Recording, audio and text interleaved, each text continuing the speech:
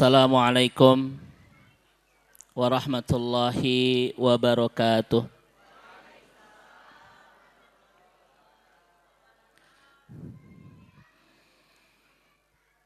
Alhamdulillahi rabbil alamin. Alhamdulillahilladzi bi ni'matihi tatimmu shalihat.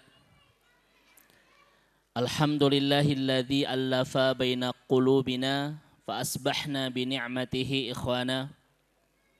Wa ashhadu an la ilaha illallah wahdahu la syarikalah. Wa ashhadu anna Muhammadan abduhu wa rasuluh al-mab'utsu rahmatan lil alamin. Allahumma aftah lana qulubana wa alhimna rusdana wahdina ila siratikal mustaqim. Allahumma salli wa sallim wa barik ala Muhammadin wa ala alihi wa sahbihi azma'in. Asatidah kiram al-afadil, para asatidah, para alim ulama, para tokoh masyarakat, ada Prof dari yayasan, juga mungkin Bapak Ketua DKM, seluruh jajaran, para sesepuh, para inohong. Kita doakan bersama-sama mudah-mudahan semua dalam kesehatan, kebaikan, dan keberkahan.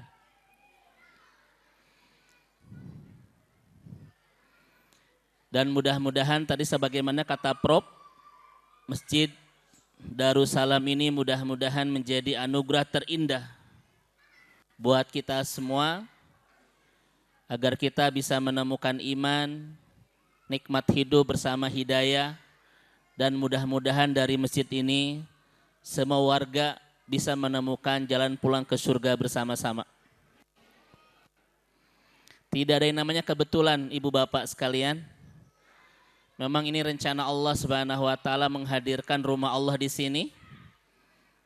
Mudah-mudahan ini adalah rencana terbaik Allah mengantarkan warga komplek ini bersama penuh kebaikan di dunia, bersama penuh kebahagiaan sampai ke surga itu. Tidak ada yang namanya kebetulan, ya. Semuanya rencana Allah. Pertemuan ibu dan bapak menikah, apakah sebuah kebetulan, Bu? Bukan. Itu rencana terbaik Allah Subhanahu wa taala. Walaupun bagi bapak anugerah, bagi ibu karunia, Bu ya. Ada musibah segala. Ada Pak Dokter juga, alhamdulillah bersama Dokter Maman, sehat berkah selalu Pak Dokter. Baik, ibu dan bapak yang semoga senantiasa Allah rahmati dan Allah berkahi. Di hari puncak hari ini, setelah rangkaian selama 1 bulan, saya dapat informasi ya, dari mulai bakti sosial, hitanan massal, nikah massal, ada Pak? Oh belum. Dan puncaknya hari ini mudah-mudahan ini menjadi bagian terbaik dari amal soleh yang kita bangun bersama-sama di komplek ini insya Allah. Ibu dan bapak yang dirahmati Allah Subhanahu wa taala, hidup itu adalah al-intiqal bainal ibtila wal ibtila itu. Hidup itu adalah perpindahan dari satu masalah ke masalah berikutnya. Setelah kita selesai dengan satu masalah, pasti akan berhadapan dengan masalah berikutnya. Dan tidak ada di antara kita yang saat ini sedang tidak punya masalah. Karena memang hidup itu adalah seni kita berinteraksi dengan banyak masalah. Ibu-ibu, halo Bu. Coba angkat tangan siapa yang sedang tidak punya masalah. Mulai ngacung Bu, kelihatan wajah-wajah penuh dengan keimanan Bu ya. Tong suudon Bu.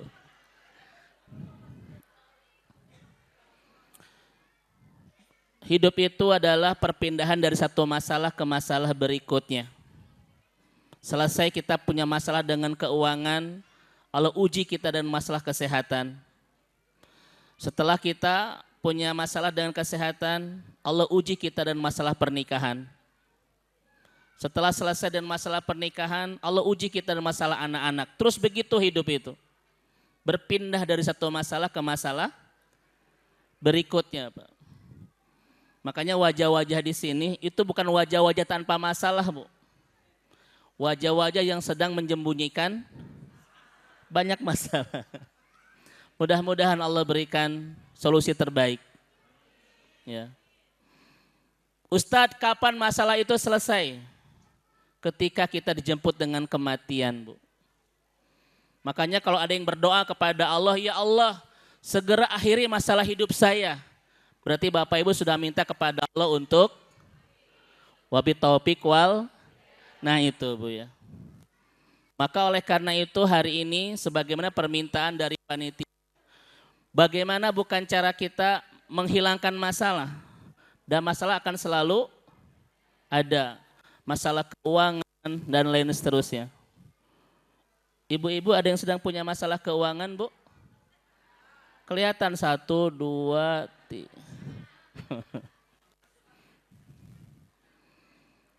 Jadi tema kita hari ini tepat. Bukan bagaimana cara meminta kepada Allah untuk tidak punya masalah. Tetapi bagaimana cara kita berdamai dengan masalah demi masalah yang datang di kehidupan kita. Sekali lagi mudah-mudahan ibu dan bapak yang saat ini sedang diuji masalah oleh Allah, segera Allah berikan solusi terbaik. Pertanyaannya ibu bapak, apakah hidup Rasul yang sempurna itu tidak ada masalah?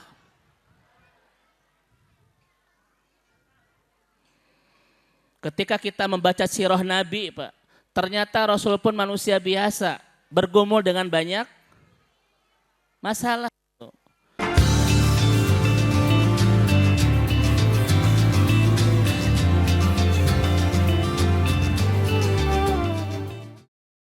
Apa kata Profesor Dr. Ali As-Salabi, seorang pakar sejarawan, Bu. Beliau mengatakan, "Na Muhammadan athqalu amanah." Muhammad itu laki-laki yang paling berat dalam hidupnya, banyak masalah itu. Tetapi mubassiman wajahnya penuh dengan senyuman, Pak. Coba silakan oleh Bapak dan Ibu bayangkan laki-laki yang paling berat amanah hidupnya, tapi paling murah senyum wajahnya itu. Kira-kira indah nggak, Pak?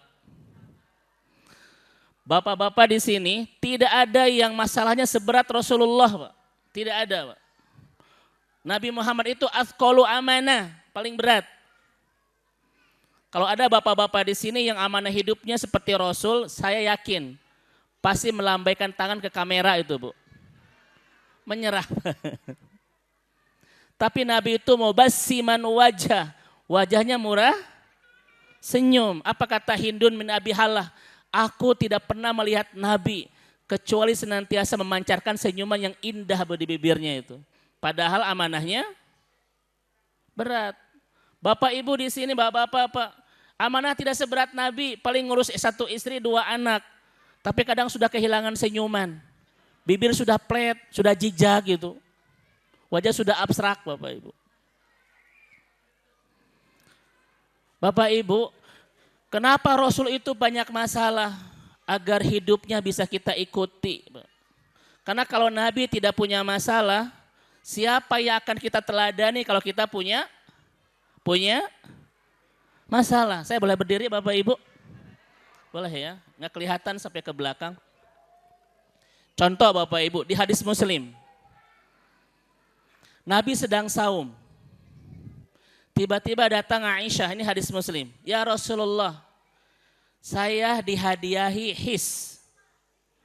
Makanan yang tidak istimewa, tapi Nabi suka, Pak. Itu kurma campur, his itu kurma campur apa ya? Campur madu dan lain sebagainya, campur susu, itu namanya his. Kata Aisyah, ya Rasulullah, saya diberi tetangga his. Saya simpan untuk saya berikan kepada Anda sekarang. Disimpan 1 hari, Pak. Makanan ini tidak istimewa biasa. Dan Nabi sedang saum, Pak. Itu kira-kira masalah tidak? Satu sisi ingin melaksanakan ibadah, melaksanakan saum, tapi satu sisi ingin membahagiakan istrinya untuk makan his. Kira-kira saya tanya dulu bapak-bapak di sini Pak, kalau bapak sedang saum, istri bawa cuangki Pak itu. Pak, ini ibu punya cuangki dihaneutkeun nu kamari gitu. Kira-kira bapak melaksanakan saum melanjutkan atau berbuka? Kan ini masalah itu. Dan ternyata apa kata Nabi? Aku sedang saum. Tapi karena aku dihadiahi makanan oleh Aisyah his yang kemarin pemberian orang, maka aku berbuka. Itu Nabi. Kira-kira bapak akan tetap saum atau buka? Paling kita bilang sama istri, ibu tuh apal bapak sedang puasa, nyerekan itu Bu. Coba saya tanya kepada bapak ibu, kenapa Nabi sampai berbuka saum hanya dikasih makanan pemberian orang kamari dan tidak terlalu spesial cuma his itu.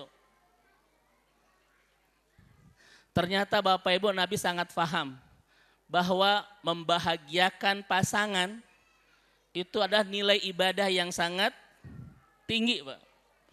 Sehingga Nabi berbuka dulu saum untuk menyenangkan hati Aisyah, memakan hadiahnya, pemberian orang kemari itu. Itu Bapak Ibu dirahmati Allah Subhanahu wa taala itu. Bahkan contoh Bapak Ibu yang dirahmati Allah, kenapa saya bawa ke sirah Rasulullah? Karena hari ini kita sedang memperingati baginda mulia. Mudah-mudahan kita menjadi umat yang bersama baginda sampai ke surga insya Allah. Dalam hadis Abu Daud, ini saya ngasih masalah dulu Bapak Ibu ya sebelum kita nanti masuk ke materi. Nabi sedang iktikaf di 10 terakhir Ramadan. Sedang iktikaf di masjid. Datang Sofiyah Pak. Datang Sofiyah, istri Rasulullah SAW, keturunan dari bangsa Yahudi yang ditekahi Nabi pasca perang Khaybar itu. Namanya Sofiyah. Kemudian Sofiyah Bapak Ibu datang ke masjid, curhat sama Rasulullah Pak, ingin ngajak ngobrol. Dengan obrolan yang tidak penting. Kira-kira masalah bukan? Satu sisi Nabi ingin ibadah fokus itikaf di masjid, sisi lain datang istrinya Pak ingin ngajak ngobrol hal yang tidak penting. Kira-kira Bapak akan mendengarkan atau mengusir istri Pak? Bu, ibu teh apal, bapak teh sedang itikaf gitu. Engkewe tos lebaran. Ternyata Nabi Bapak Ibu sekalian itu mendengarkan obrolan Sofiyah saatan. Kalau saatan itu lama atau sebentar? Lama apa kalau lahdoh sebentar? Ini saatan. Ngobrol, padahal terpenting Bapak Ibu sekalian. Tapi Nabi dengerin saja. Kenapa Nabi mendengarkan curhat Sofiyah yang biasa tidak penting pas sedang itikaf? Di sini ada Prof pasti sangat menguasai keilmuannya. Saya cuma hanya mohon ini setoran saja Prof. Karena obrolan dalam rumah tangga yang tidak penting itu penting Bu. Nih ibu-ibu halo Bu. Obrolan rumah tangga itu yang tidak penting itu penting. Yang terpenting dalam rumah tangga bukan mencari obrolan penting. Tapi yang penting ngobrol walaupun tidak. Nah itu Bu. Karena isi rumah tangga itu 70% obrolan walaupun terpenting. Tapi karena dalam rumah tangga itu menjadi walaupun itu bolak-balik terus. Ya Bapak Ibu sekalian. Maka Nabi Pak dengerin obrolan Sofiyah. Luar biasa Rasul. Itu masalah Pak. Tapi Nabi bisa menyelesaikan dengan sangat indah sekali. Makanya apa kata Dr. Akram Ridho? Bapak Ibu sekalian. Ada musarahah baina zauzaini itu alamah al-ittifaqul khub bainahuma. Bu, halo? Ketiadaan ngobrol dengan pasangan dalam rumah tangga itu tanda ada cinta di antara mereka yang sudah mulai memudar itu.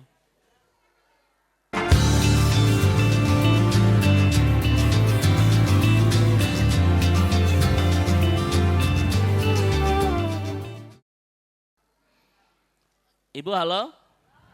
Sekarang ibu masih sering ngobrol sama suami? Ngobrol ke naon bu? Tetangga we itu. Nah kita suka dibalik, Ustadz, suami saya menisoleh pisan. Nah itu ibu, makin jarang ngobrol di rumah teh makin jempe, itu bukan tanda soleh. Kata dokter Akram Ridho itu alamatu ihtifa'ul hub. Tanda cinta dia yang sudah mulai memudar bu. Karena kata beliau, punten Bapak Ibu halo. Jarak terjauh bena zauzaini. Jarak terjauh suami istri itu adalah mereka berdampingan tapi disibukkan dengan urusan masing-masing. Nyarawa HP we terus bu. Tapi jangan suudon. Mereka sedang ngobrol pakai WA itu. Kuotanya banyak itu. Kita mah kajian ngobrol ke suami nggak gibah gara bu. So coba saya tanya kepada Bapak Ibu. Boleh nggak seorang istri menggibah ke suami? Boleh tidak bu? Tuh boleh cina bu. Arya teh jamaah Ustadz saha sih bu. Sampai kak boleh gitu.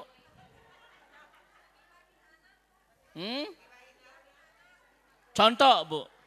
Apa kata Anas bin Malik? Selama bersama Rasulullah. Aku tidak melihat selama 10 tahun ini Rasul marah kepada istrinya bu. Ari suami ibu 10 tahun ini terus seberapa kali ngambek.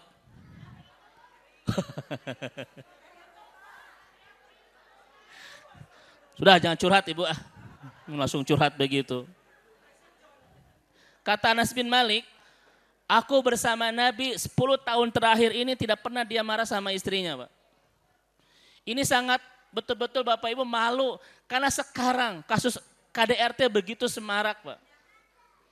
Di Amerika saja Bapak Ibu 79% rumah tangga itu ada KDRT. Dan 83%-nya itu berakhir di rumah sakit itu Bu. Kebayang nggak Pak, ada seorang istri korban KDRT ke rumah sakit, di kumaha gitu. Itu pengalaman Bu, cekek segala itu.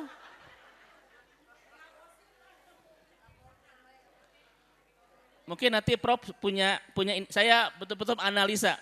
79% rumah tangga di Amerika itu Pak terjadi kekerasan dalam rumah tangga dan 83% yang kekerasan itu berakhir di rumah sakit.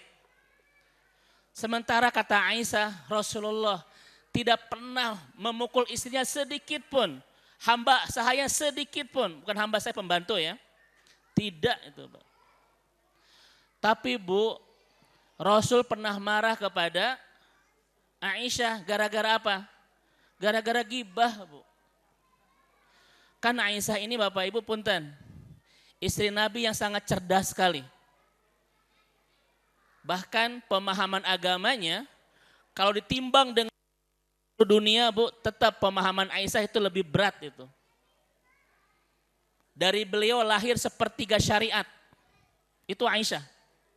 Syariat Islam yang kita saat ini Bu pahami, itu sepertiganya turun kepada, itu dibawa oleh Aisyah. Tapi salah satu kekurangannya apa? Cemburuan Bu. Sampai-sampai gara-gara Aisyah cemburu Bu, Rasul pernah mengharamkan madu. Yang langsung ditegur oleh Allah Subhanahu wa taala di surat At-Tahrim itu. Apa kata Aisyah kepada Rasulullah tentang gibah ini? Ya Rasulullah, anna Sofiyata hakadha. Wahai Rasulullah, istrimu itu Sofiyah hakadha Bu. Isaratun ilal qasirah, menunjukkan pendek. Dan memang Sofiyah itu istri Nabi yang tingginya di bawah rata-rata bangsa Arab. Kata Aisyah Bu, ya Rasulullah, Sofiyah itu sakia, tapi menunjukkan pendek. Kira-kira bagaimana Bu? Kia bukan Bu? Atau kumaha? Menunjukkan pendek. Hah? Coba kumaha apa? Coba kasih isyarat Pak.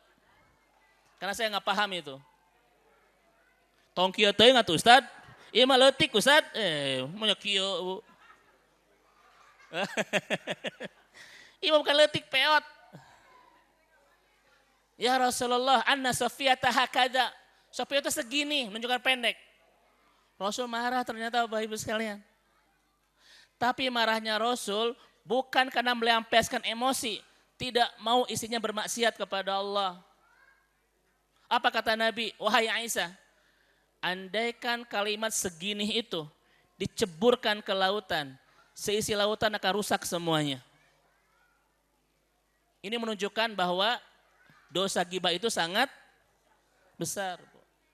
Kenapa saya katakan ini, Pak? Karena ada di kota Bandung seorang ustadz yang cukup berpengaruh mengatakan boleh bergibah suami istri asal tidak terekspos keluar, Pak. Dan ternyata Nabi melarang Aisyah itu bergibah walaupun istrinya sendiri loh. Saya tanya ibu-ibu, punten Bu, tolong jawab. Apa hukum gibah? Oke, sekarang pertanyaannya, apa hukum makan bangkai? Haram. Apa hukum makan bangkai manusia? Haram. 2 harkat atau Bu? Haram. Apa hukum makan bangkai manusia muslim? 4 harkat. Nah gitu. Sekarang pertanyaannya, apa hukum makan bangkai manusia muslim saudara sendiri? Sabara harakat? Genep. Mat iwad. Jadi hukum gibah teh? Nah itu Bu, 6 harkat itu. Makanya Rasul marah sama Aisyah. Andaikan kalimat segini itu diceburkan ke lautan, sisi lautan rusak semuanya kata Nabi Pak. Karena hukumnya apa tadi Bu? Cop atuh pun panjang-panjang teuing. Memang ada kita yang lebih 6 harkat, moal aya. Itu Rasulullah Pak. Tapi di kita Bapak Ibu sekalian, karena ternyata Prof, salah satu momen terjadinya gibah adalah kebersamaan suami istri. Di mobil, di mana, ngobrol ke tetangga, terus. Di kita mah Bapak Ibu, Masya Allah, ini dosa besar seperti seakan-akan dosa kecil. Bahkan banyak yang tidak merasa berdosa ketika bahkan Bu, ada yang merasa berdosa sebelum bergibah. Duh, Ustaz tapi nyeri cangkeng, nah, cana gibah, cana gitu. Udah itu. Itu Rasulullah Shallallahu Alaihi Wasallam, Bapak Ibu sekalian.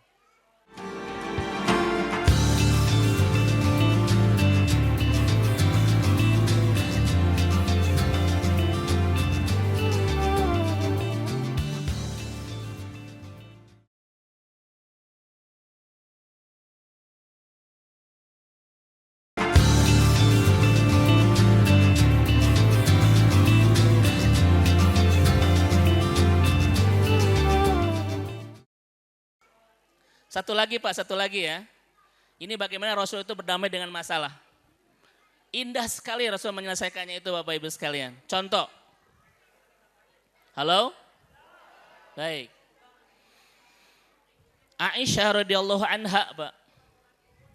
Itu istri Nabi yang sangat cantik sekali. Bahkan ketika ditanya dari hadis Anas bin Malik, ya Rasulullah, siapakah yang paling kau cintai di kalangan perempuan? Aisyah. Dan siapakah yang paling kau cintai di kalangan laki-laki? Abuha. Siapa itu? Abu Bakar Siddiq. Yang paling dicintai perempuan istrinya. Dan yang paling lebih cintai laki-laki itu ayahnya Pak. Maka Abu Bakar itu adalah laki-laki terbaik setelah Rasulullah Shallallahu Alaihi Wasallam. Dan itu ayahnya siapa? Tapi Bapak Ibu sekalian, selain cemburu, kekurangan Aisyah pun adalah tidak diberi keturunan. Bu, Aisyah curhat sama Nabi, sedih. Ya Rasulullah, inna sawahibi, teman-temanku semuanya sudah punya lanian, sudah punya panggilan, karena mereka sudah punya anak. Ummu ini, ummu ini, ummu ini. Itu Aisyah cerita semuanya. Ummu Asep, Ummu Beben Bu. Semua udah punya itu. Punten kalau di sini ada yang namanya Beben Asep Bapak Ibu ya. Begitu. Jadi semua sahabat-sahabatku sudah punya panggilan. Karena mereka sudah punya anak. Kan biasa Pak ya dalam bahasa Arab, kalau seseorang sudah punya anak, namanya itu dikunyahkan kepada anaknya. Misalnya bapak punya anak namanya siapa tadi? Asep. Punten Pak Asep di sini, mana Pak Asep? Kalau ibunya bernama Umu Asep, kalau suaminya bernama Abu Asep. Tapi Asep enakan ya Pak? Ini Aisyah curhat sedih Bu. Ya Rasulullah, saya belum punya panggilan, saya belum punya keturunan. Itu masalah bukan? Bapak Ibu saya tanya, bagaimana cara Nabi menyelesaikan masalah ini? Ayo. Bagaimana Bapak Ibu sekalian? Ya? Bapak Ibu sekalian, tolong Bu, tolong Bapak Ibu sekalian. Nama Aisyah itu ada 7 panggilannya. Cuma satu yang doib. Humairah itu doib. Sofiyah itu, Aisyah itu Bu, Ummul Mukminin, Al-Mubarro'ah, As-Siddiqah, At-Tahirah, Al-Muwafaqah, Ummu Habibatu Rasulillah. Yang terakhir adalah Ummu Abdillah dan Humairah. Dari semua panggilan ini, satu cuma yang doib. Kata Ibnu Taimiyah, la aslalahu, tidak ada dasarnya. Yaitu Humairah. Itu nggak ada dasarnya. Makanya kalau kita mencintai Aisyah, Bu, ketika memanggil beliau jangan dengan Humairah, tapi dengan yang lain, Ummul Mukminin atau As-Siddiqah,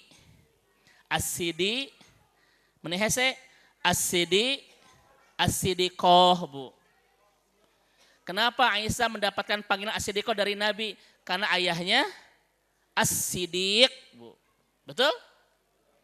Makanya nanti Bapak Ibu akan lihat hadis. Kan Aisyah itu periwayat hadis terbanyak setelah Abu Hurairah kan? An Siddiqah binti Siddiq. Itu siapa?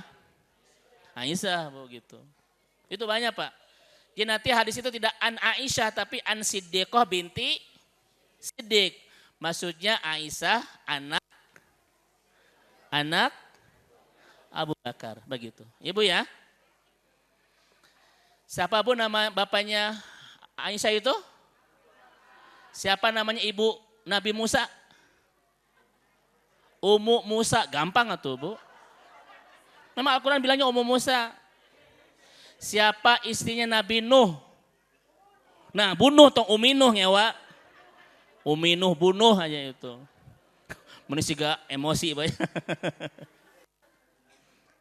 Dari semua panggilan Aisyah radhiyallahu anha cuma satu yang dhaif yaitu Humairah. Dalam bahasa Arab ini isim tasgir dari hamro, merah. Humairah, merahnya sedikit merahan begitu. Jadi sedikit bukan nanggleg Bu. Bukan genek. Dan itu alami, bukan bekas Walah, mana hafal. Ya Rasulullah, saya itu nggak punya anak, saya nggak punya panggilan itu. Sedih Aisyah itu Pak. Kenapa? Karena Aisyah sering ngulang-ngulang sama Nabi. Ya Rasulullah, masihkah kau mencintai aku? Ya Rasulullah, masihkah kau mencintai aku? Sering mengulang-ulang. Kenapa? Karena Aisyah itu Bu tenang. Kalau dia itu betul-betul perasaan Nabi tidak berubah bahwa dia yang paling dicintai. Coba saya tanya bapak-bapak di sini Pak. Kenapa Aisyah sering bertanya seperti itu? Masihkah kau cinta sama aku? Masihkah kau cinta sama aku? Kenapa coba Pak? Ayo, Ibu jangan jawab, Bapak aja. Ayo. Hah? Ternyata punten Pak Prof, tolong koreksi kalau salah. Ternyata perempuan itu butuh pengulangan untuk menguatkan perasaan. Punten kalau salah Pak. Makanya Aisyah terus Pak ingin nenangin ininya. Masih sayang kan apa kata Nabi? Hiya baqiyah lam tatagoyar walam tatabaddal. Kata Nabi, perasaan itu tetap tidak pernah berubah itu. Nabi terus saya jawab begitu. Kenapa? Karena perempuan itu butuh pengulangan untuk memperkuat perasaan. Ibu tolong jawab. Kalau Bapak sudah tidak ada kalimat I love you misalnya gitu Bu. Kira-kira Ibu cangcaya tuh Bu? Ibu gelisah tuh? Pertanyaannya Kapan terakhir ibu dapat kata-kata itu? Oh. Tos hilap jangan tuh Pak. Ah iya mah.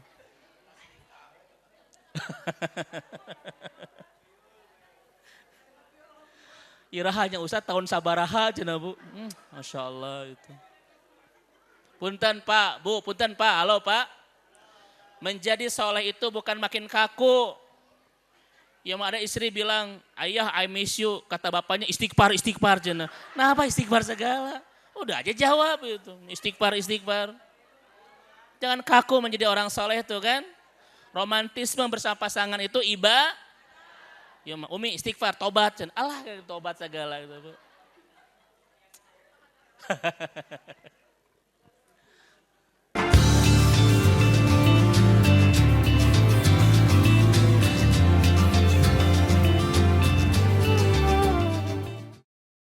Ya Rasulullah, ini saya punya masalah ini, enggak punya. Tapi Pak, Masya Allah, bagaimana cara Nabi memberikan solusi kepada Aisyah? Pak? Punten Bapak Ibu, ini masuk fikih ya, punten. Apa kata Rasulullah? Aku kunyahkan kamu kepada ponakanmu. Aisyah memang tidak punya putra, tapi dia punya ponakan. Anak dari Asma binti Abu Bakar yang menikah dengan Jubair bin Awam. Namanya Abdullah bin Zubair. Namanya Abdullah. Maka kata Nabi, aku berikan kau panggilan Ummu Abdillah. Padahal Abdullah anak siapa? Anak saudarinya Asma binti Abu Bakar yang menikah dengan Jubair bin Awam. Maka kalau ada di antara ibu yang belum punya keturunan, ingin punya panggilan, boleh Bu mengalamatkan panggilan kita ke ponakan itu. Boleh itu. Karena Nabi pun memberikan Aisyah panggilan kepada ponakannya bernama Abdullah bin Zubair itu. Selesai Pak masalah itu dengan Nabi. Aisyah bahagia tidak? Bahagia Bu. Satu lagi Bapak Ibu, satu lagi ya sebelum kita masuk materi. Kan ini masih mukadimah saja. Karena ini tablik akbar, boleh Bu sampai pada asar, boleh Bu? Boleh? Aduh Bu dokter, Masya Allah, barakallah, alhamdulillah. Boleh sampai pada asar? Masya Allah. Karena kelihatan nih wajah-wajah hali nggak bohong Bu. Udah asar Bu. Tapi masih acara. Bukan hali ngaji Bu. Ja'a Rasulullah Bu, ila Sofia. Nabi datang kepada Sofia, punten Mbak semua saya sampaikan ini hadis-hadis sahih ya. Karena banyak dongeng-dongeng yang bertebaran yang tidak sahih itu. Kalau Bapak Ibu memuji Nabi dengan hadis-hadis yang tidak sahih itu bukan memuji, itu menghina. Betul? Contoh, pernah nggak dengar kisah ini? Setiap Nabi keluar diludahi Yahudi. Pernah Bapak Ibu? Nabi punya tetangga Yahudi yang sering meludahi. Keluar, ludahi. Pas satu hari Nabi keluar, si Yahudi tidak meludah. Kangen. Mana cerita ayah? Ternyata dia sedang, Nabi berkunjung, Nabi doakan dan dia masuk Islam. Pak. Pernah dengar cerita itu? La aslalahu. Nggak ada hadisnya itu. Itu hanya dongeng belaka itu. Nggak ada Bapak Ibu. Kalau ingin mencintai Nabi, jangan pakai dongeng-dongeng yang tidak ada dasarnya. Itu nggak ada hadisnya.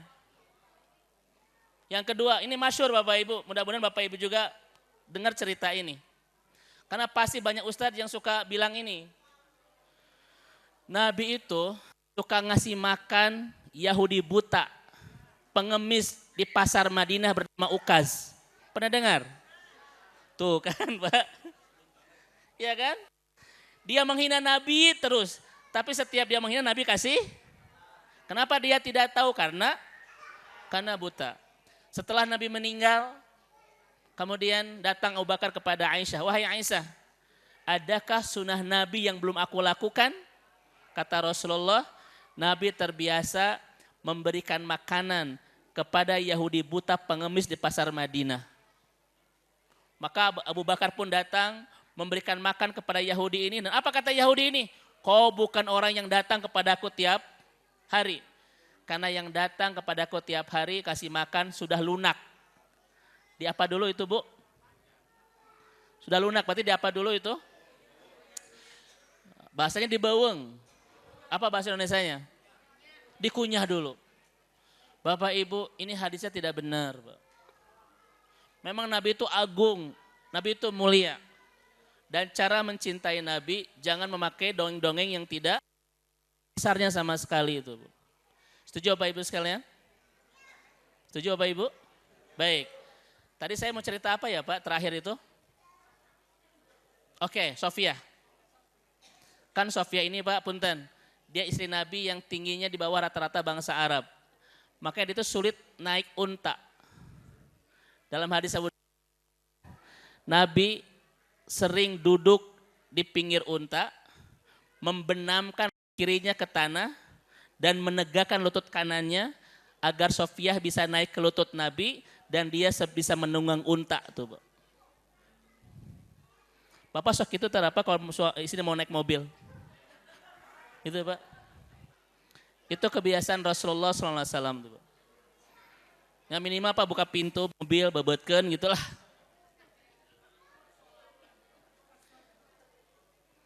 Ya Rasulullah, Sofia sudah menghina aku, kata, mohon maaf. Ya Rasulullah, Hafsah sudah menghina aku. Hafsah istri Nabi. Sofia pun istri Nabi. Tapi Hafsah pernah menghina Sofia Pak. Dia mengatakan, Ibnatu Yahud. Bahwa kamu keturunan Yahudi Pak. Nangis Bu. Makanya Pak, tuh punten ibu-ibu mah halus banget ya perasaannya Pak ya. Udah gak usah curhat dulu Bu nanti. Saya mau nyampein dulu Bu. Sampai-sampai Nabi bilang apa Bu? Irfak bil qawarir. Wahai para suami, jangan pernah retakan hati istrimu. Apa yang menarik dari hadis ini coba Pak? Ini Bukhari. Wahai para suami, jangan pernah retakan hati istrimu. Yang menarik apa? Nabi menyebut istrimu dengan qawarir. Apa arti qawarir? Jam'un min qaruroh. Jamaknya qaruroh, artinya gelas-gelas kaca. Wahai para suami, jangan retakan gelas-gelas kacamu. Memang persamaan ibu dengan gelas kaca apa? Sama-sama sokot lagi, bukan Ibu, sokot lagi. Nabi itu Pak psikolog banget itu ya. Jangan retakan gelas kacamu. Kenapa Nabi memberikan nama kepada perempuan dengan gelas kaca? Kata ulama Pak, pertama, qaruroh itu romdul zamaliyah.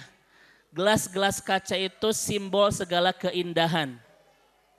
Sok Ibu punya lemari, ruang tamu, mau diisi gelas kaca atau jublek, jolang itu Bu. Pasti gelas-gelas kaca kan? Karena perempuan itu romdul zamaliyah, simbol keindahan Pak. Makanya pun Pak, kalau istri bilang begini, Pak tunggu ibu dangdan heula. Bapak harus paham itu. Sok sholat sunat dulu, sok tahajud dulu, umroh dulu itu. Jangan diganggu itu. Papa bisa sholat duha, bisa tahajud, bisa haji itu. Jangan diganggu itu. Kenapa? Romdul jamal. Perempuan itu senang dengan keindahan. Tidak akan jadi berangkat kau tengen-teng heula, Pak. Leres Bu? Sok ngacung siapa yang datang ke sini tengen-teng heula aya teu? Moal aya, Bu. Itu romdul zamaliyah, Pak. Makanya lihat ibu-ibu Pak, kerudung harus matching dengan warna baju, ya Bu ya. Warna baju harus matching dengan warna tas. Dan kadang kerudung, baju, tas harus matching dengan warna angkot kadang Bu. Ragam itu. Keteng-teingannya pun punten.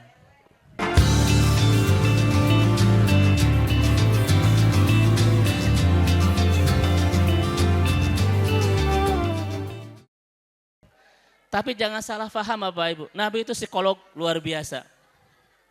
Kenapa Nabi menyebut perempuan dengan gelas-gelas kaca? Romdul jamaliyah. Yang kedua adalah dia indah, dia halus, tapi mudah retak. Itulah alasan kenapa Nabi makan pemberian Aisyah pada sedang saum. Bagi kita karena mungkin biasa, tapi belum tentu bagi ibu-ibu. Ibu masak buat suami, teu dimakan. Bagaimana perasaannya? Tuh itu. Terus Bu ya, Nabi itu paham kepada Aisyah. Karena kalau tidak dimakan, khawatir Aisyah itu Pak nyeri hati. Betul? Maka Nabi buka saumnya kemudian makan. Karena urusan makan bagi perempuan tidak sederhana itu Pak. Makanya di sini kata Dr. Akram Ridho, boleh kita berbohong untuk masakan istri Pak. Misalnya istri masak asin teuing, udah bilang, ibu meni enak siga cai laut. Nah itulah itu Pak. Gitu saja itu. Ya contoh ya punya begitu. Ibu dan bapak dirahmati Allah, Sofia itu nangis Pak. Karena dibilang ibu oleh Hafsah. Punten Bu, ini cara Rasulullah Bu. Nabi itu Pak begini Pak, gini nih. Apa ya? Apa namanya Bu? Jadi menyeka air mata Sofia. Apa kata Rasulullah?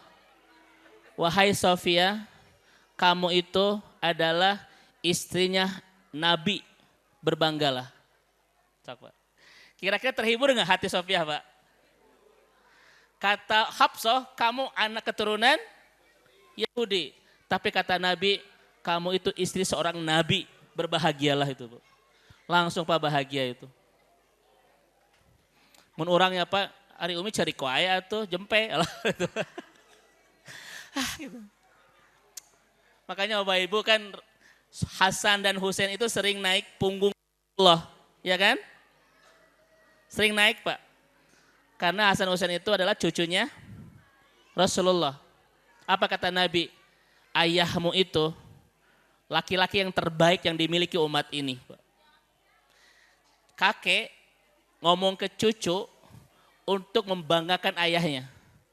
Ayahmu Ali bin Abi Thalib, laki-laki terbaik yang dimiliki umat ini. Kita mati balik, tong siga bapak manisnya gitu Pak. Kan kita ke cucunya, kamu tong siga bapak manis. Puntennya bro ya. Ini Rasulullah Sallallahu Alaihi Wasallam. Oke, Bapak Ibu sekalian.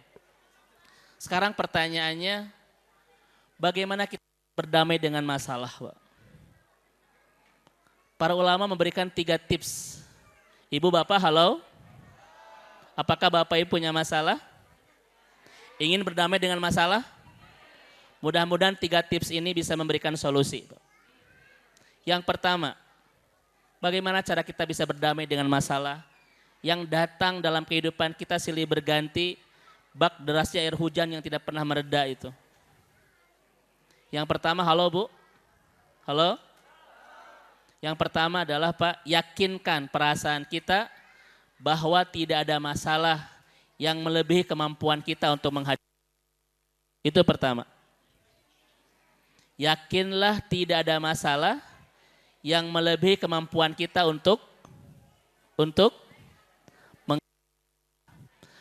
Allah mengatakan la yukallifullahu nafsan illa tolong jawab Ibu dan Bapak. Ibu dan Bapak punya hutang 5 miliar. Tandanya apa? Hutang ini Ibu hutang. Bapak punya hutang 5 miliar tandanya. Saya ulang lagi. Yakinkan perasaan kita bahwa tidak ada masalah yang melebihi kemampuan kita untuk mengatasinya.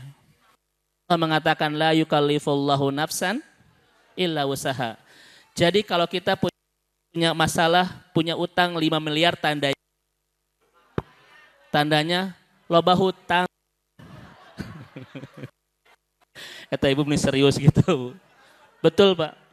Tanyanya Allah tahu kita mampu menghadapinya. Kalau Allah tahu kita tidak menghadapinya, Allah tidak akan pernah berikan masalah itu. Setuju Bapak Ibu? Kalau ada masalah di luar kemampuan kita mengatasinya, Al-Quran bohong itu. Betul? Tapi Allah mengatakan la yukallifullahu nafsan illa wusaha. Pertanyaannya Ibu Bapak, setuju tidak bahwa sabar itu ada batasnya? Menurut Bapak Ibu, sabar itu ada batasnya atau tidak? Angkat tangan yang mengatakan tidak berbatas. Tilu orang. Angkat tangan yang mengatakan sabar itu ada batasnya. Itu ngaracung gitu. Itu ngacung. Bu, sabar ada batasnya tidak? Sok atuh ngacung. Yang meyakini sabar tidak ada batasnya, cung. Tuh sebagian. Yang meyakini ada batasnya ngacung. Cung nu teu ngacung. Tengah racung kieu. Bapak Ibu saya katakan, sabar itu ada batasnya. Ada Bapak Ibu sekalian. Apa batasnya? Hadis Nabi, riwayat Imam Bukhari. Nabi mengatakan, isbiru hatta talqauni alal haud. Bersabarlah kalian sampai, tuh ini batas bukan? Sampai bertemu aku di telaga haud itu Bu. Itu batasnya.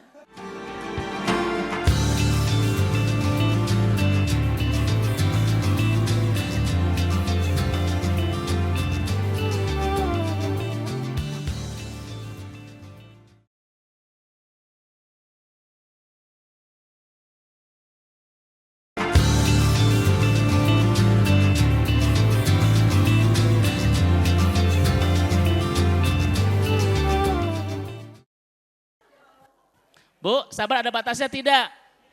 Sok atuh ngacung. Yang meyakini sabar tidak ada batasnya, cung. Tuh sebagian. Yang meyakini ada batasnya ngacung. Cung nu teu ngacung. Tengah racung kieu. Bapak Ibu saya katakan, sabar itu ada batasnya. Ada Bapak Ibu sekalian. Apa batasnya? Hadis Nabi, riwayat Imam Bukhari. Nabi mengatakan, isbiru hatta talqauni alal haud. Bersabarlah kalian sampai, tuh ini batas bukan? Sampai bertemu aku di telaga haud itu Bu. Itu batasnya. Ya Pak? Ya ada batasnya tidak? Ada, ini Ustadz, hadis Bukhari.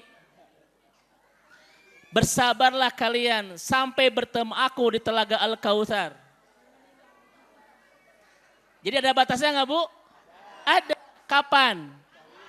Telaga. Pertemuan Nabi di telaga. Sekarang sudah sampai telaga belum? Baru Tegalega. Maka kalau belum sampai telaga, jangan berhenti kesabarannya. Teruskan. Karena batas kesabaran itu adalah pertemu Nabi di telaga. Itu hadis Bukhari Bapak Ibu yang dirahmati Allah. Maka kalau kita belum sampai telaga, jangan berhenti kesabaran kita. Karena batasnya itu adalah telaga. Ustadz, kalau orang-orang sekarang sudah berhenti kesabarannya itu apa tandanya? Dia bukan sudah sampai ke batasnya. Tapi imannya nggak cukup menguatkan kesabarannya. Itu Bapak Ibu. Makanya punten Bapak Ibu, bukan gelombang lautan yang besar.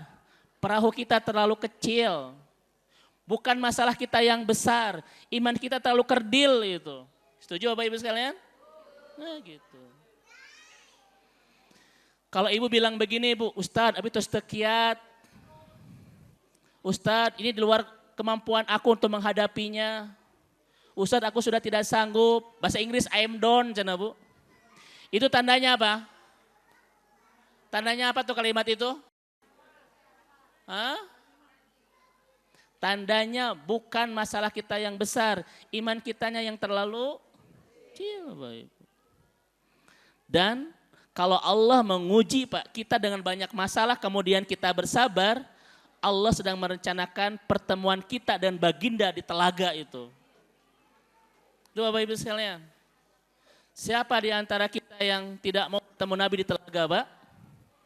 Dalam Anas bin Malik riwayat Imam Muslim kata Nabi, wa anna faratahum alal haud. Aku akan gandeng tangan mereka menuju telaga Al-Kautsar dan minum bersama-sama. Bagi siapa itu? Bagi orang yang banyak masalah kemudian bersabar. Dan saya yakin Bapak Ibu ini wajah-wajah yang akan bertemu Nabi. Karena kalau banyak keimanan. Ini yang pertama Bapak Ibu sekalian ya. Yakinkan perasaan kita. Gak ada masalah di luar kemampuan kita itu. Kalau Bapak Ibu yakin ini, kira-kira kita bisa berdamai dengan masalah? Gak ada yang besar itu. Ya. Yang kedua Bapak Ibu dirahmati Allah. Waktu saya berapa menit lagi? Kan Ibu Bapak? Berapa Ustaz? Sampai A. Itu baru Pak batas kesabaran itu.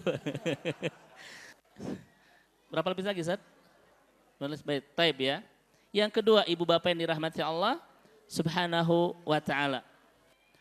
Damaikan perasaan kita bahwa tidak ada masalah yang melebihi kemampuan kita. Bilang sama Allah, ya Allah, jangan mengatakan ladaina mas'alatun kabirah. Jangan pernah bilang sama Allah, aku punya masalah yang besar. Tapi bilanglah kepada Allah, wahai masalah, aku punya Allah yang maha besar gitu. Setuju nggak? Itu kata-kata ulama Pak, yang sering kita nukil itu ya. Jangan pernah mengatakan, ya Allah aku punya masalah yang besar. Tapi katakanlah, wahai masalah, aku punya Allah yang maha. Contoh Bu, punten, halo. Kalau Ibu pengeluaran maksimalis, pemasukan minimalis, kira-kira kita akan kolis jerik wae itu Bu. Ya kan? Karena biasanya ibu-ibu tuh Pak bahagia dan sedihnya ketika baca buku tabungan itu. Pengeluaran maksimalis. Pemasukan, keinginan, maksimal kemampuan. Sedih tuh Bu? Kita misalnya dikit. Itu masalah enggak? Bagaimana caranya selainya? Ayo. Saya kasih resep Bapak Ibu sekalian. Dan inilah resepnya akidah Bu, Pak. Kalau ingin berdamai dengan kemampuan yang minimalis sementara keinginan maksimalis. Kalau ingin berdamai dengan pemasukan minimalis tapi pengeluaran maksimalis Bu ya. Pemasukan suami teh Bu cuma 18, sebulan teh. Tanggal 18 Ibu harus siap-siap koma itu Bu. Aduh. Bagaimana Bu? Bapak dan Ibu jangan sering melihat apa yang kita miliki. Tapi lihatlah apa yang Allah miliki. Itu mendamaikan perasaan. Memang kita tidak banyak punya apa-apa, tapi saya punya Allah yang punya segalanya itu. Mendamaikan tidak? Nah, kalau Bapak Ibu sering melihat apa yang kita miliki Pak, ini akan tidak stabil, bahagia sedih. Udah lihat apa yang Allah miliki buat kita. Itu mendamaikan itu, setuju tidak? Yang kedua Bapak Ibu halo. Hai. Kalau hai itu oh hai, nanti balik wae. Halo. Nah begitu. Kita lagi pengajian Mbak. Terus Bapak Ibu nyarande di pinggiran. Tenang tuh Bu. Ini kita lagi ngaji, terus nyarande bersandar. Tenang tuh. Tenang Bu kita. Tenang itu. Pertanyaannya, tembok tidak memberikan apa-apa, tapi kita sandari, menenangkan tidak? Setenang apa kalau kita bersandar kepada Allah ketika punya masalah coba? Yang bikin kita rudet, yang bikin kita rungsing, jarang bersandar. Udah bersandarlah kepada Allah yang punya segalanya itu. Sok Bapak Ibu, beda Bu antara yang bersandar dan tidak bersandar ketika ngaji, betul kan? Mana yang lebih tenang? Nah itu Bapak Ibu, kenapa kita sering rudet dengan masalah? Kita jarang bersandar kepada Allah yang ngasih masalah dan kepada Allah yang ngasih masalah dari siapa Bu? Solusi dari siapa? Tinggal bersandar, udah itu. Setuju ya?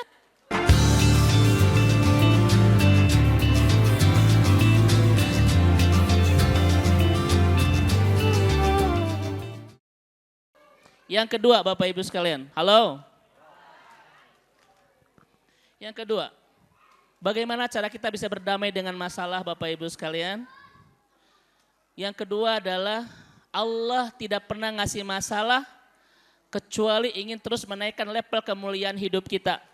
Betul enggak? Tidak ada orang yang bisa naik level kecuali dengan ujian atau masalah, Pak. Contoh Bapak Ibu sekalian, contoh. Bagaimana cara Allah ingin menaikkan level kesabaran kita? Allah berikan ujian. Bagaimana cara Allah ingin menaikkan level keridhaan kita? Allah berikan kenyataan hidup yang jauh dari harapan. Contoh begini, Ustadz, saya ini bunga desa. Kenapa mendapatkan suami bunga? Bangkai banget itu yang hari ibu. Kadang begitu Allah itu kan. Kenapa Allah itu menghadirkan bunga? Allah ingin menaikkan level keridhaan kita, Bapak Ibu. Kalau kita tidak pernah diuji, kapan kita belajar sabar? Dan kalau Bapak Ibu tidak pernah kesabar, nggak akan pernah ke surga itu. Betul tidak? Karena sabar itu ibadah, Pak, yang membersihkan dosa-dosa kita, yang menderaskan pahala kita, betul? Itu sekalian. Contoh Ibu dan Bapak punten. Kalau Allah ingin menaikkan level keimanan kita, Allah kasih masalah apa? Allah kasih masalah apa, Pak? Kalau Allah ingin menaikkan level keistiqomahan kita. Banyak Pak Haji, bisa syahwat kan, bisa rasa malas, Pak. Itu masalah-masalah itu dihadirkan agar Allah menaikkan level. Maka ibu dan bapak yang dirahmati Allah Subhanahu wa ta'ala, jangan pernah suudzon sama Allah. Ketika Allah terus menghujani kita dan masalah, berpositiflah bersama Allah. Allah sedang ingin menaikkan level kemuliaan kita. Lebih sabar, lebih dewasa, lebih ridho, lebih istiqomah, lebih ikhlas Pak itu. Dan orang-orang kayak begini itu betul-betul dihasilkan dari banyak persoalan Bapak Ibu. Setuju tidak ini teh? Masya Allah Pak. Maka kelihatan nih wajah-wajah yang dewasa, wajah-wajah penuh kesabaran ini.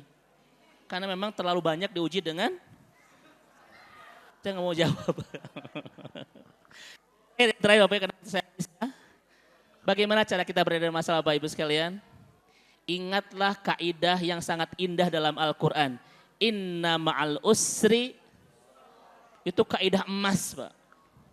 Sesungguhnya dalam satu kesulitan Allah rencanakan berjuta. Contoh Bapak Ibu, contoh Bu, contoh. Ibu, halo.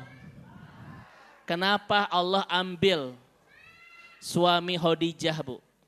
Padahal Khadijah itu perempuan yang sangat baik di zamannya. Menikah dengan Abu Halah gagal. Menikah dengan Atik Al-Mahjumi gagal itu. Kenapa Allah berikan masalah kepada orang-orang yang baik? Contohnya Khadijah ini Bu. Kenapa? Sampai-sampai Pak Khadijah itu pletkan perasaannya, gak mau lagi menikah. Ingin bangun bisnis saja itu. Kenapa coba Bapak Ibu sekalian? Padahal Khadijah ini Pak, punten Bu, setiap laki-laki bermimpi ingin menjadi suaminya itu. Karena beliau adalah Zahratu Quraisy, bunga desa Quraisy itu. Kaya, terhormat, dan cantik. Tapi kenapa pernikahannya 2 kali gagal? Saya boleh kasih tahu Bapak Ibu? Karena 15 tahun setelah itu Allah kasih jawaban. Memang Allah merencanakan perempuan ini untuk mendapatkan laki-laki yang paling hebat itu. Itu Rasulullah SAW. Itu Bu. Ya. Tapi Ibu jangan berdoa, ya Allah ambil suamiku, jangan, awas Bu. Ya. Paham Bapak Ibu sekalian? Innamal usri. Maka siapapun yang saat ini sedang berhadapan dengan masalah, itu tanda Allah sedang merencanakan berjuta kejutan itu. Contoh Bapak Ibu. Ini di Jakarta Pak. Ada ahli ngaji. Sudah punya 2 putra, belum punya rumah. Kontraktor sejati, kemana-mana ngontrak Bu. Di Jakarta. Dan saya juga tahu dari jamaah, memang harga rumah di Jakarta agak tinggi ya. Agak tinggi itu. Perhatikan Bapak Ibu sekalian. Anak yang pertamanya kelas 6 SD itu main futsal. Jatuh, kepalanya kena beton, kemudian berdarah bocor, Pak. Dibawa ke rumah, itu masalah bukan? Dibawa ke rumah sakit, Pak. Banyak yang nyumbang Bapak Ibu sekalian. Dapat uang berapa? 55 juta, ini kisah nyata. Dan bayar ke dokter cuma 5 juta. Sisanya berapa? Sebelum punya masalah itu kebayang gak punya uang 50 juta? Makanya kalau Bapak Ibu ingin punya uang 50 juta gampang. Ya kan?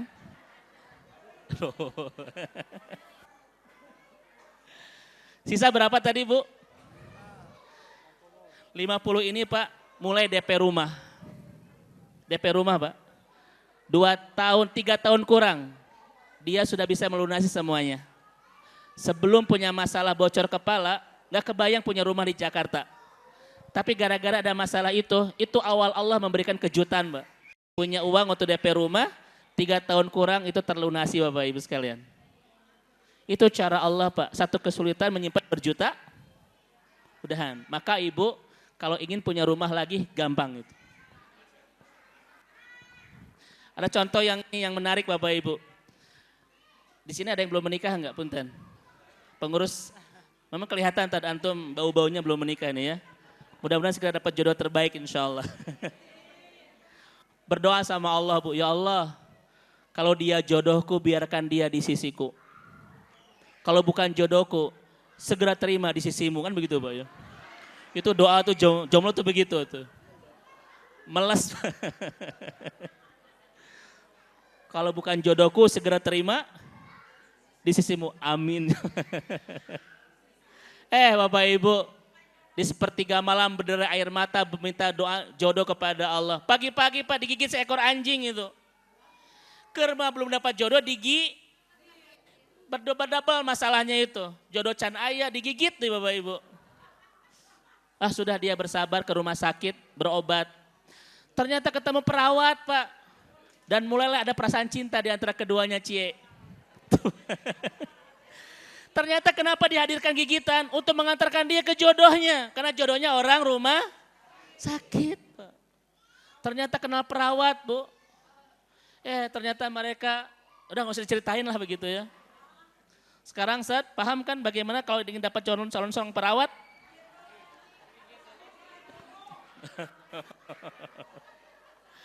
Nah itu Bapak dan Ibu dirahmati Allah Subhanahu wa taala, 3 tips emas dari para ulama. 1, yakinkan perasaan kita bahwa tidak ada masalah di luar kemampuan kita.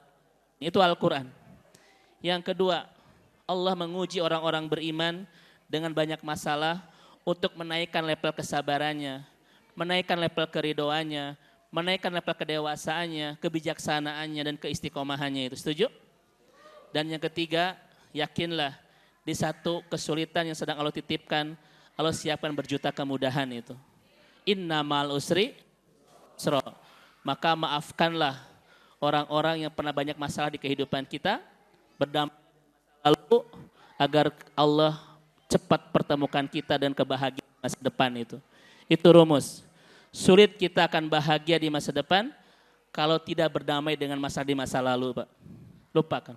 Dan itulah Rasulullah SAW mudah memaafkan siapapun yang si masalah di kehidupan, dan Rasulullah adalah orang yang paling bahagia itu.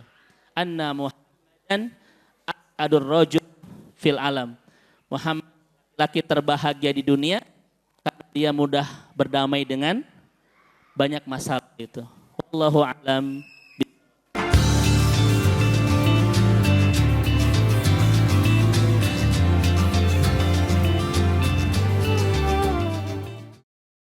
Ya Rahim, Ya Aziz Ya Ghafar, Kau yang maha baik, Kau yang maha indah, Kau yang maha segala-galanya dalam hidup kami.